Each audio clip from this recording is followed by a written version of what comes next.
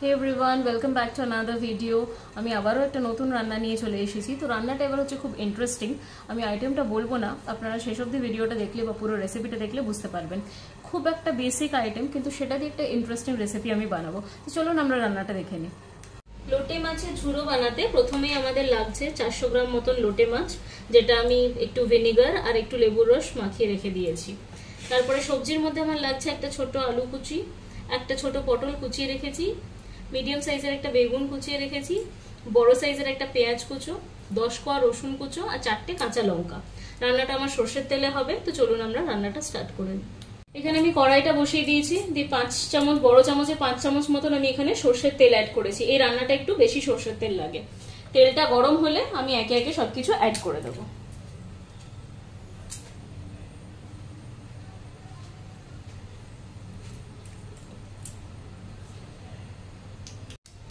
তেলটা গরম হয়ে গেছে, আমি এখানে প্রথমে পেঁয়াজটা দিয়ে দিচ্ছি। একসাথেই সবগুলো দিয়ে দেবো, লঙ্কা কুচি, রসুন কুচি, পেঁয়াজ কুচি, আলু, পটল। বেগুনটা একটু পরে দেবো, যেহেতু তাড়াতাড়ি ভাজা ভাজা হয়ে যায়।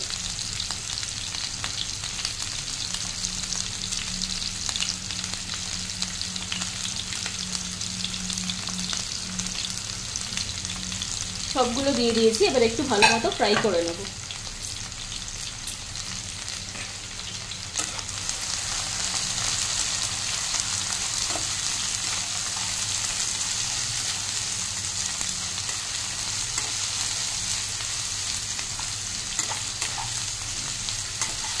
এটা খুব ভালো মতো ভাজা ভাজা করে নিতে হবে।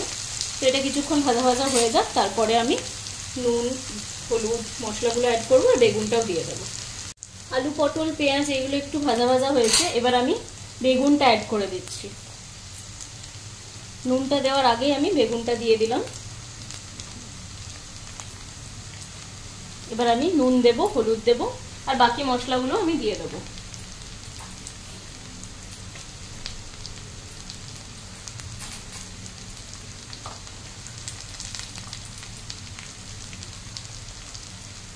এক চামচ মতো নুন দিয়ে দিচ্ছি, 1 চামচ আর একটু বেশি। এবার আমি মশলাগুলো দিচ্ছি।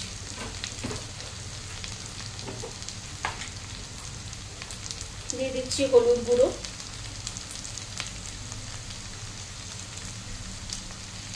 এক চামচ লাল লঙ্কার গুঁড়ো, অল্প একটু ধনে গুঁড়ো দিয়ে ভালো করে মিশিয়ে নেব।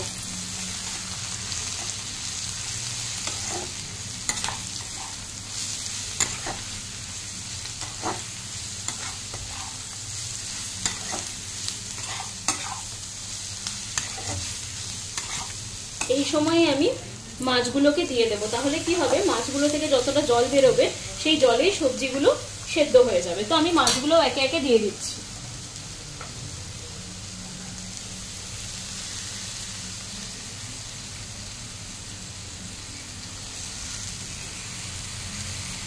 এখানে আমি মাছগুলো দিয়ে দিলাম। এবার ভালো করে মিশিয়ে নেব আর একবার। লোটে মাছ এমনিতেই খুব নরম মাছ, এটা থেকে অনেকটা জল বেরিয়ে যায়, তাই আলাদা করে জলও দেবো না। আর এর জলেই সবজিগুলো আমার অটোমেটিক্যালি সেদ্ধ হয়ে যাবে। তাই এটাকে এবার আমি ঢেকে দিয়ে একদম লো ফ্লেমে এটাকে হতে দেবো। তো আমি এটা ঢেকে দিচ্ছি। এবার 15-20 মিনিট মতন এটা ভালোভাবে হতে দেবো।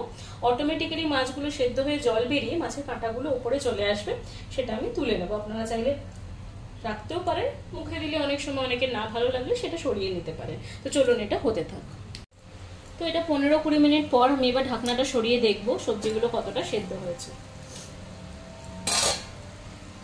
দেখুন সবজিগুলো একদম সেদ্ধ হয়ে গেছে, মাছটা থেকেও অনেক জল বেরিয়ে গেছে। তো এক একটা সবজি আপনি কেটে দেখে নিতে পারেন খুন্তি দিয়ে চেক করার জন্য। সবগুলোই কিন্তু সেদ্ধ হয়ে গেছে। এবার আর গ্যাসের ফ্লেমটা লো রাখার দরকার নেই, এবার একটু বাড়িয়ে দেবো আমি। বাড়িয়ে দিয়ে ভালো করে এটাকে শুকনো করে নিতে হবে, যেহেতু এটা লোটে মাছের ঝুড়ো হচ্ছে। এবার ভালো মতো আমি এটাকে গ্যাসের ফ্লেমটা বাড়িয়ে একদম শুকনো করে নেব। লাস্টে নামানোর আগে একটু ধনেপাতা আর একটু গরম মশলা গুঁড়ো দিয়ে দিতে হবে। ধনেপাতা কুচি আর গরম মশলা গুঁড়ো। তো এটা যতক্ষণ না ভালো মতো শুকিয়ে যাচ্ছে ভালো মতো এটাকে নাড়তে থাকতে হবে যাতে একদম ড্রাই হয়ে যায়, ছেড়ে দিলে কিন্তু এটা লেগে যেতে পারে। তো এটা মোটামুটি শুকিয়ে এসেছে, এই সময় আমি অল্প একটু গরম মশলার গুঁড়ো দিয়ে দিচ্ছি আর ধনেপাতা কুচিটাও দিয়ে দেবো। এটা ভালো করে মিশিয়ে নিই, তারপরে আবার আমি ধনেপাতা কুচিটা দেবো। তো এটা কিন্তু বারবার মিক্স করতে থাকতে হবে, নাহলে কিন্তু নিচে একদম লেগে যাবে।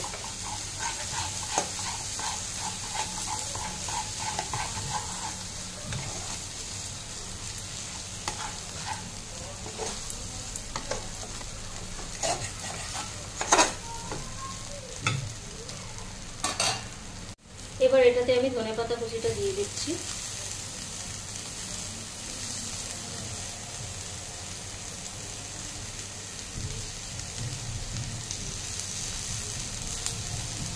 দিয়ে ভালো করে মিশিয়ে নেব।